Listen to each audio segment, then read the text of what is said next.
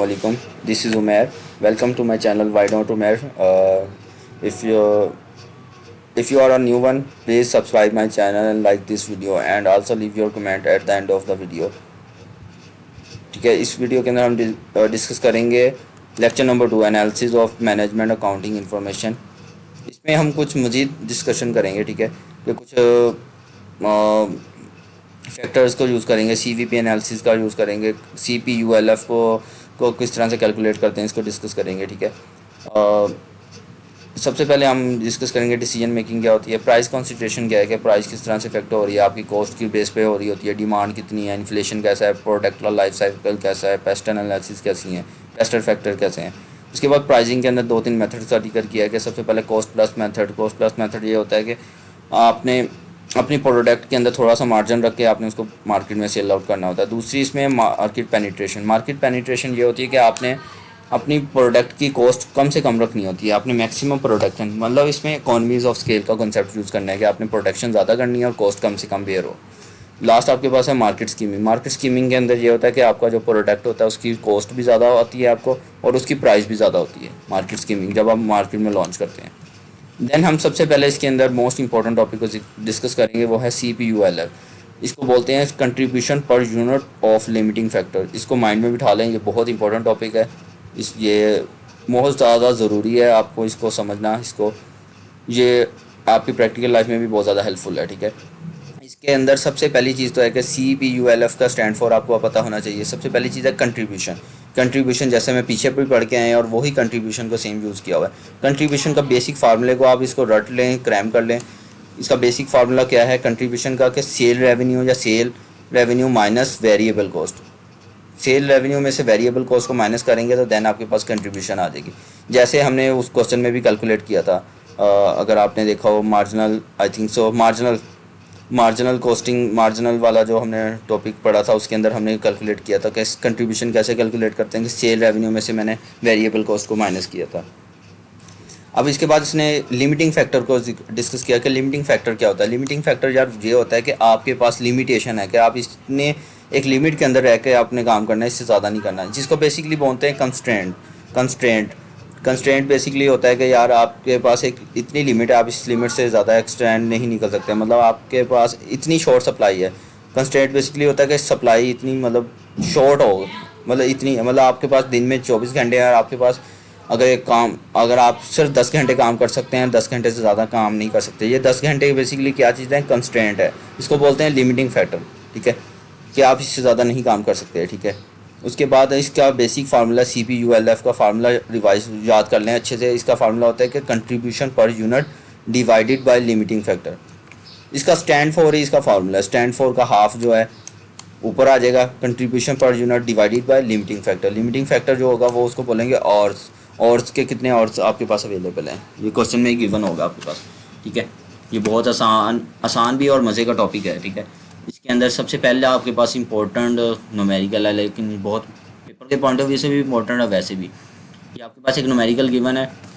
अब इसके अंदर उसने कहा क्या है, सबसे पहले डिस्कस किया कि शॉर्ट सप्लाई आपके पास कितनी गिवन है, 24 direct labour house, 24 direct labour और जहाँ पर आपकी शॉर्ट सप्लाई का क्या मतलब है। शॉर्ट सप्लाई का मैंने आपको बताया कि जहाँ पर शॉर्ट सप्लाई होगी उसको बोलते हैं कंस्ट्रेंट बेसिकली क्या होता है, लिमिटिंग फैक्टर। इस क्वेश्चन के अंदर आपके पास लिमिटिंग फैक्टर क्या गिवन है, 2400। दूसरे नंबर पे उन्होंने फिक्स्ड कॉस्ट गिवन की हुई है। फिक्स्ड कॉस्ट आपके पास ये आपने क्वेश्चन में राइट कर लेनी है 8000। ठीक है, उसके बाद ये आपके पास क्वेश्चन ऐसे गिवन होगा, selling price, variable, fixed, total cost, direct labour और बजट सेल। ये आपके पास ये सारा जो इधर गिवन है, ये सारा का सारा क्वेश्चन में गिवन होगा। इसको कैसे आपने सॉल्व आउट करना है, सबसे पहले आपने जाना है, मैं आपको स्टेप बाय स्टेप बताऊंगा। फर्स्ट स्टेप में आपने क्या करना है, तीनों जितने भी प्रोडक्ट्स हैं, ये देखें product A, B and C, 3 products हैं, तीनों प्रोडक्ट को राइट कर देना है। उसके बाद आपने इन प्रोडक्ट की ना जो आपके पास लास्ट कॉलम दिया होगा, लास्ट कॉलम आई थिंक जो भी, मतलब आपने देख लेना है कि उसके मैक्सिमम और कितने गिवन है। प्रोडक्ट A के मैक्सिमम और कितने गिवन है, 1000, B के 600, C के कितने, C के 400। उसके बाद उन्होंने यहाँ पर डायरेक्ट और पर यूनिट, मतलब और पर यूनिट कितने गिवन है, जिसके साथ आपने इसको मल्टीप्लाई कर देना है। 1 को 1000 के साथ मल्टीप्लाई कर देना है, 3 को 600 के साथ, 2 को 400 के साथ, मतलब सारे प्रोडक्ट्स के अलग।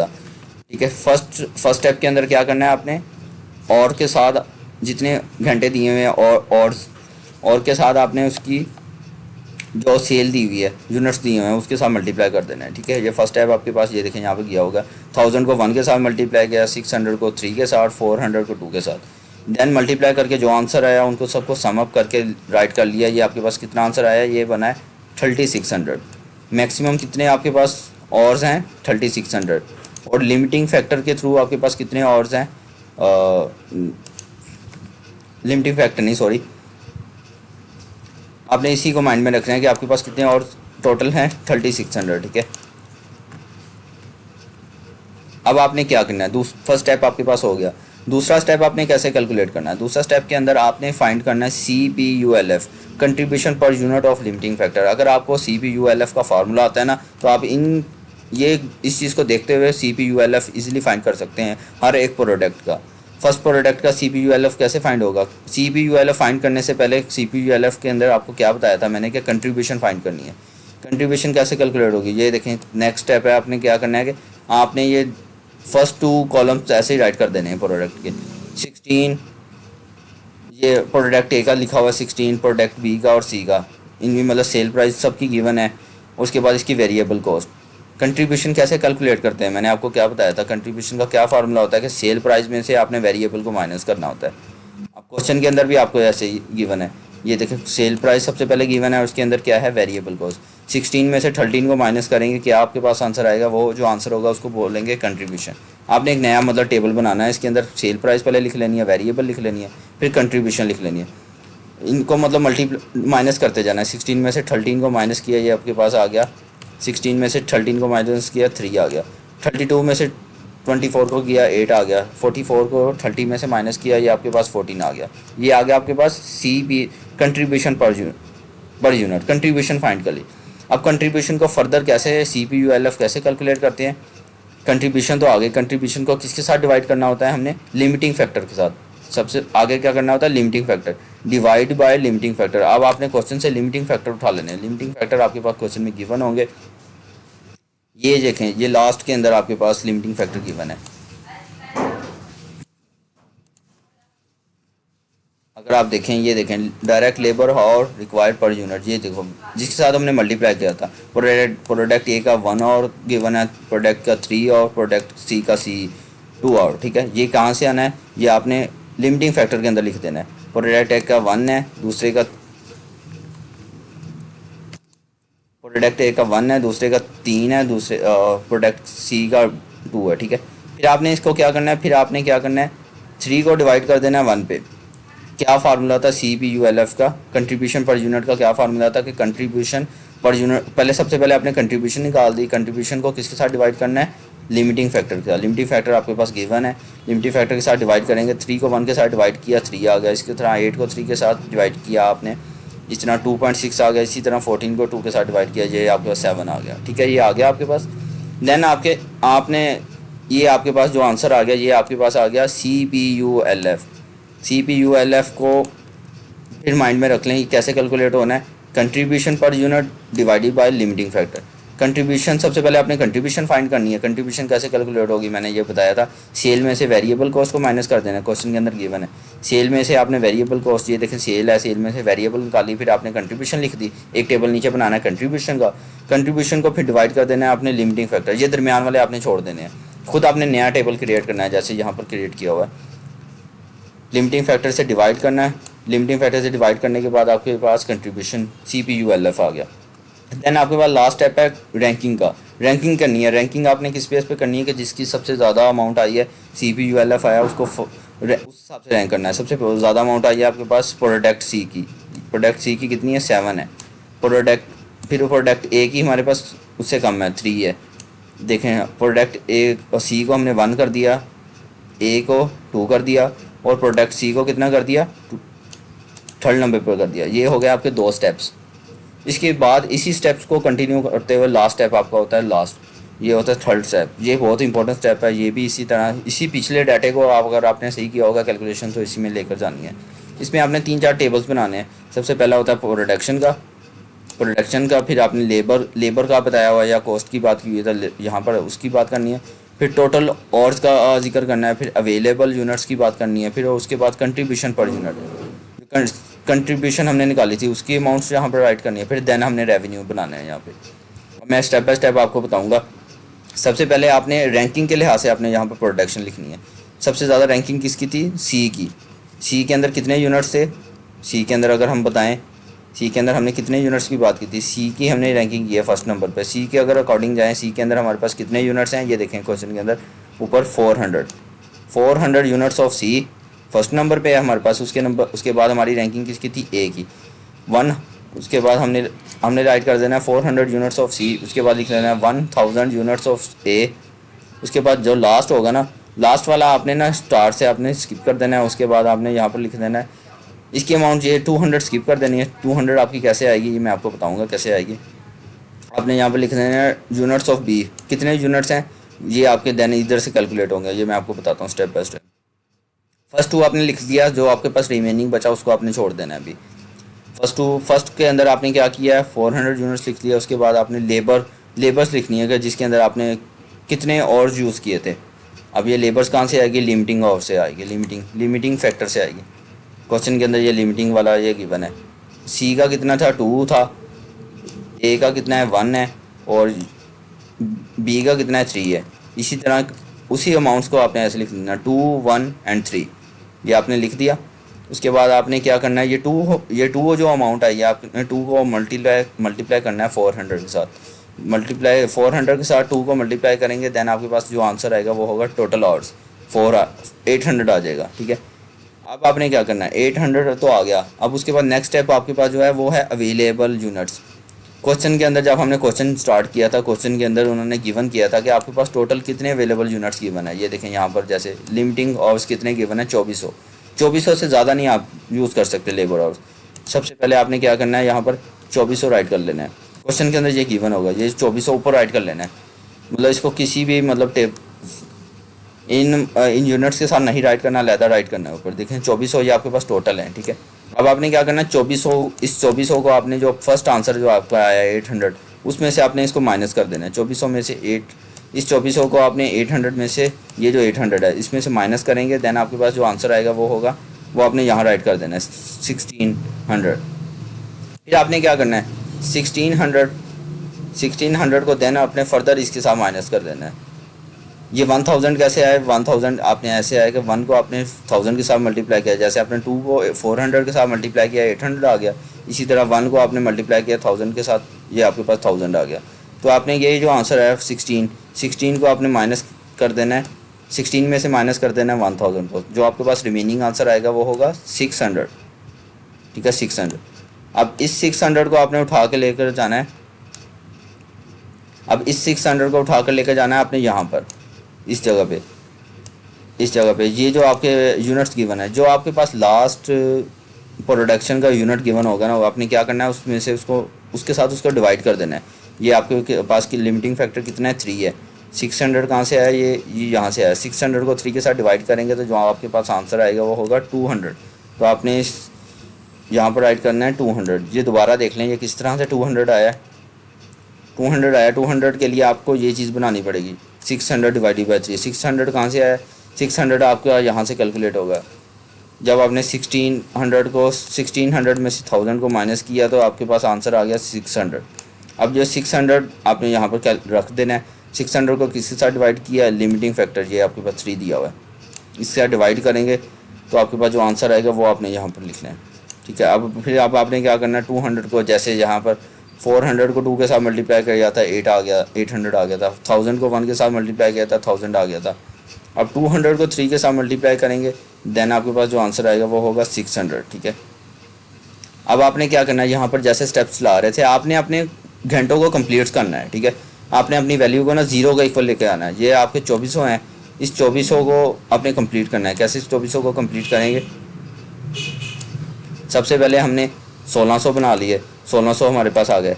1600 कैसे आएगा? 800 को 200 के साथ मल्टीप्लाई किया 1600 आ गया। ठीक है, अब इस 1600 में से 1000 माइनस किया, बाकी बच गया 600 और 1600 के अंदर 600 अगर हम ऐड अप करें तो कितने बनते हैं हमारे पास? नहीं सॉरी, आपने 1600 में से 1000 को माइनस किया, आपके पास 600 आ गया। अब 600 को 600 के साथ माइनस करेंगे तो देन आपके पास जो आंसर आएगा वो ज़ीरो आएगा। यहाँ पर जितने भी क्वेश्चन कोई आ जाए आपके पास आंसर ज़ीरो आना चाहिए इस जगह पे। अगर ये जो अमाउंट है ना इसमें से माइनस करना है आपने। सबसे पहले कैसे माइनस करनी है, 2400 में से आपने 800 को माइनस किया, 800 को माइनस किया तो आपके पास ये 1600 आ गया। ठीक है, आपने मतलब क्रॉस क्रॉस लेके जाना है। अब इस 16 को आपने एक 1000 के साथ माइनस करना है, 1000 के साथ माइनस किया तो 600 आ गया। अब इस 600 में से आपने 600 को निकाला तो देन आपके पास क्या आ गया, ज़ीरो आ गया। जब ज़ीरो आएगा तो समझ लें आपका क्वेश्चन ठीक है। देन उसके बाद लास्ट आगे आपने एक और टेबल बनाना है, ये आना है कंट्रीब्यूशन का। कंट्रीब्यूशन हमने फाइंड की थी, कंट्रीब्यूशन पर यूनिट कितनी आई थी, सी की कितनी है, ए की कितनी है और बी की कितनी है। ये अपने पीछे कॉलम से ले लेनी है जो आपने क्वेश्चन फाइंड किया होगा। ये देखें यहाँ पर, ये 14, 8 और ये 3 यहाँ से आपने ले लेनी है। सी की 14 है, ए की 3 है और बी की कितनी है, 8 है। ठीक है, ये आपने यहाँ पर राइट कर दी 14, ये आपने 14, 3 एंड 8, ठीक है, यहाँ पर राइट कर दी। अब देन आपने क्या करना है, लास्ट आपके पास स्टेप जो बचेगा वो होगा ये कंट्रीब्यूशन का। ये कंट्रीब्यूशन को आपने किसके साथ मल्टीप्लाई करना है, ये 14 को आपने मल्टीप्लाई करना है 400 के साथ। 14 को 400 के साथ मल्टीप्लाई करेंगे तो देन आपके पास ये आ जाएगा आंसर 5600। इसी तरह ये 300 को मल्टीप्लाई करना है 1000 के साथ, ये लास्ट वाला प्रोडक्शन के साथ, ये आपके पास आ जाएगा 3000। इसी तरह लास्ट आपके पास है 8 को मल्टीप्लाई करेंगे 2 के साथ तो ये आपके पास आ जाएगा 1600। ठीक है, फिर देन आपने क्या करना है, इन तीनों वैल्यूज़ को आपने प्लस कर लेना है। तीनों वैल्यूज़ को प्लस किया 10200 आ गया। मैंने बड़ी डिटेल के साथ बताया, ये आपको ये देखेंगे 10200 आ गया। अब आपके पास क्वेश्चन के अंदर उसने गिवन किया था स्टार्ट के अंदर कि आपके पास ये फिक्स्ड कॉस्ट है, इस फिक्स्ड कॉस्ट को उसमें से माइनस कर देना है 8000। ये क्वेश्चन के अंदर गिवन है 8000। ठीक है, लास्ट में आपने क्या करना है, जो आपकी कंट्रीब्यूशन आ गई उसमें से फिक्स्ड कॉस्ट को माइनस कर देंगे, इस कॉस्ट को माइनस कर देंगे तो देन आपके पास जो आंसर आएगा वो होगा net profit. Net profit is your answer. ठीक है, ये मैंने बड़ी डिटेल्स के साथ बताया है तो इसको बड़े ध्यान से आप लोगों ने करना है। ये था आपके पास CPULF।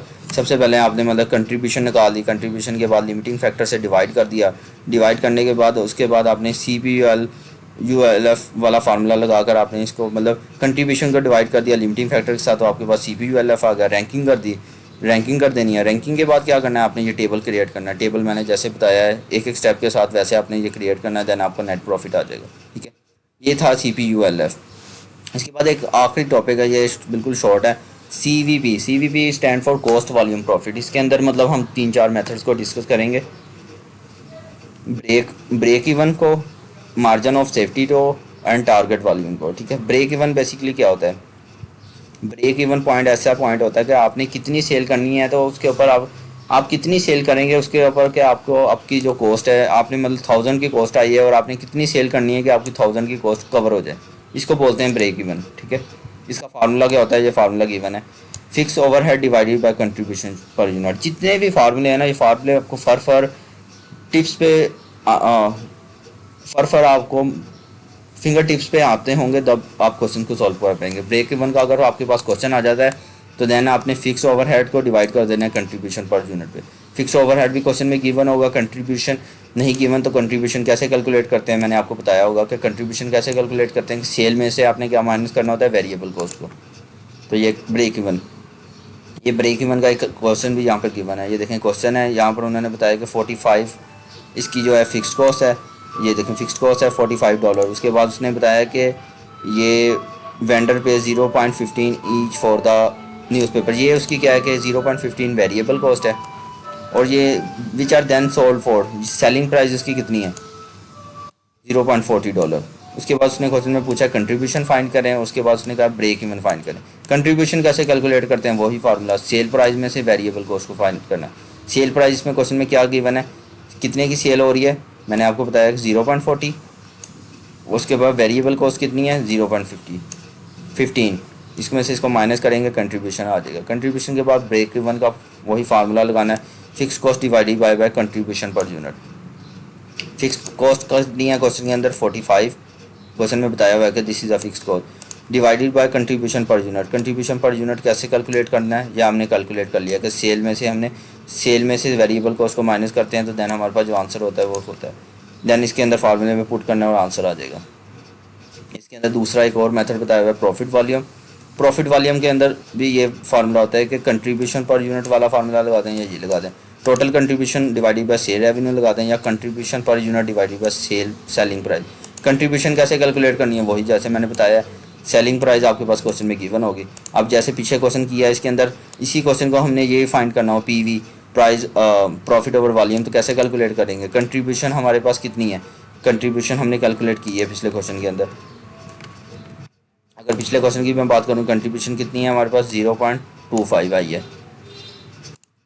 0.25 आपने ऊपर राइट कर लेना है। सेलिंग प्राइस कितनी है, सेलिंग प्राइस कितने में मैं सेल कर रहा था, ये देखें 0.40 के ऊपर मैं सेल कर रहा था, 0.40 के ऊपर मैं सेल आउट कर रहा था। देन ये देखें ये फार्मूला भी लगाया हुआ है, कंट्रीब्यूशन को डिवाइड किया हुआ है सेलिंग प्राइस के ऊपर। ये क्वेश्चन वही का वही पुराने वाला क्वेश्चन है, बट इसमें वही उसने एक क्वेश्चन में उसने ब्रेक इवन का कहा है, एक में इसने कहा कि प्रॉफिट ओवर वॉल्यूम कैसे कैलकुलेट करते हैं। प्रॉफिट ओवर वॉल्यूम का ये फार्मूला है कि कंट्रीब्यूशन को डिवाइड करना है सेलिंग प्राइस पे, ये आपका आंसर आ जाएगा।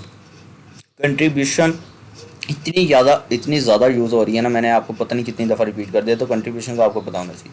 देन आगे एक और ब्रेक इवन का फार्मूला है। ब्रेक इवन का एक फर्दर फार्मूला ये कि अगर ब्रेक इवन का सेल रेवेन्यू के अकॉर्डिंग फार्मूला देखें तो वो कैसे फार्मूला होता है। इसका फार्मूला होता है fix overhead divided by profit over volume ratio. Fixed overhead वही जो जैसे हमने जनरल फार्मूला डिस्कस किया था कि फिक्स्ड ओवरहेड डिवाइडेड बाय, उसमें हमने डिस्कस किया था कि fix overhead divided by contribution per unit, जो पीछे हमने ब्रेक इवन में डिस्कस किया था। अब यहाँ पर अगर हम price over profit over volume के अकॉर्डिंग फाइंड करना चाहते हैं, अगर वो क्वेश्चन में कहता है कि प्रॉफिट ओवर वॉल्यूम के अकॉर्डिंग फाइंड करें, तो देन आपने ये वाला फार्मूला लगाना है, fixed overhead divided by profit over volume. ठीक है, प्रॉफिट ओवर द वॉल्यूम हमने पिछले क्वेश्चन में फाइंड किया हुआ है, ये हमारे पास आया हुआ 65.5। फिक्स्ड ओवरहेड आपके पास यही गिवन है क्वेश्चन में 45 को इसके साथ डिवाइड किया, देन आपके पास 72 आंसर आ गया। ठीक है, ये बहुत आसान हो गया। उसके बाद ये नेक्स्ट आ गया मार्जिन ऑफ सेफ्टी। इसको आपने बस गो थ्रू कर लेना है, इसका फार्मूला कि मार्जिन ऑफ सेफ्टी कैसे कैलकुलेट करते हैं। इसका फार्मूला ये सामने गिवन है, इसको याद कर लें। Current sale volume minus break even sale divided by current sale. ये सारा का सारा अगर इस तरह का शॉर्ट क्वेश्चन आता है तो सारा क्वेश्चन में गिवन होगा। ठीक है, करंट सेल आपके पास भी गिवन होगी, ब्रेक इवन आपने नहीं कैलकुलेट किया हुआ है तो ठीक है, अगर कैलकुलेट किया हुआ है तो पीछे क्वेश्चन से ले लें, नहीं किया तो आपको कैलकुलेट करना पड़ेगा। अब ये देखें ऊपर क्वेश्चन गिवन है, यहाँ पर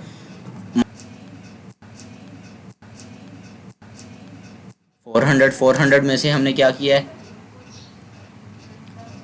पॉइंट को माइनस किया। ब्रेक इवन कितना है हमारे पास, ब्रेक इवन अगर हमारे पास कैलकुलेट किया हुआ है तो ठीक है, अगर नहीं किया तो वही पीछे वाले सारे स्टेप्स आपको कंप्लीट करने पड़ेंगे। देन ब्रेक इवन का जो 180 आंसर जो आया हुआ है, ये देखें फर्स्ट क्वेश्चन के अंदर, ये देखें 180 जो हमने निकाला था, ये वाला 180 अगर ये सारा क्वेश्चन अगर वो पूछते हैं मार्जिन ऑफ सेफ्टी के अंदर, तो देन आपको पीछे वाली सारी कैलकुलेशंस करनी पड़ेंगी। ठीक है, ये ब्रेक इवन का 180 आ गया, उसके बाद डिवाइडेड बाय 400 क्वेश्चन में गिवन है। ठीक है, 400 में से 180 माइनस किया डिवाइडेड बाय 4, ये आपकी आ गई मार्जिन ऑफ सेफ्टी। उसके बाद analyse the target volume. Target volume का मतलब कि आपने एक टारगेट बनाया और उस टारगेट को अचीव करते हैं तो इसको बोलते हैं कि टारगेट वॉल्यूम। ठीक है, इसका क्या फार्मूला होता है, इसका फार्मूला होता है fixed cost plus required profit divided by contribution per unit. Fixed cost question के अंदर गिवन होगा, रिक्वायर्ड प्रॉफिट भी क्वेश्चन में गिवन होगा, कंट्रीब्यूशन आपको जैसे मैंने बताया कि सेल में से वेरिएबल माइनस करना है। फिक्स्ड कॉस्ट कितनी है इस क्वेश्चन में, अगर ये देखें लेट्स सपोज ये क्वेश्चन है आपके पास, फिक्स्ड कॉस्ट आपके पास 45 गिवन है, वेरिएबल कितनी गिवन है 0.15, और उसके अलावा सेलिंग कॉस्ट कितनी है 0.40। उसके बाद इसमें प्रॉफिट कितना बनाया है 100। फिक्स्ड कॉस्ट आपके पास कितनी है 45, रिक्वायर्ड प्रॉफिट कितना है ये 100 दिया हुआ है। उसके बाद नीचे है आपके पास कंट्रीब्यूशन के लिए आपने कंट्रीब्यूशन का फार्मूला लगाना है। कंट्रीब्यूशन का फार्मूला क्या होता है, सेल कितने का हुआ है 0.40, सेलिंग प्राइस इसमें से क्या माइनस करना है वेरिएबल 0.15, सेल में से वेरिएबल कॉस्ट को माइनस करेंगे तो देन कंट्रीब्यूशन आ जाएगा ये आपके पास नीचे। देन आपने फार्मूले को पुट आउट करना है और देन आपके पास आंसर आ जाएगा। ठीक है, ये बहुत आसान है, मतलब CVP एनालिसिस मैंने काफ़ी डिटेल से बनाई थी। Break even, margin of safety and sale volume. ठीक है, ये बहुत शॉर्ट सा था बिल्कुल, तो इसको आपने देख लेना है, बस आपकी स्लाइड कवर अप हो गई हैं। ठीक है, थैंक यू, होपफुली आपको काफ़ी चीज़ें क्लियर हो होंगी। इसके बाद था आपके पास लास्ट चैप्टर बजटिंग, वो मैं नेक्स्ट डिस्कस करता हूँ। ठीक है, अगर आप ये वीडियो इन्फॉर्मेटिव है दैन आप वीडियो को लाइक लाजमी करें, सब्सक्राइब कर दें चैनल को, और लीव योर कमेंट लाजमी दें, मुझे कमेंट लाजमी दें कि आपको वीडियो इन्फॉर्मेटिव लगी है नहीं। ठीक है, थैंक यू सो मच।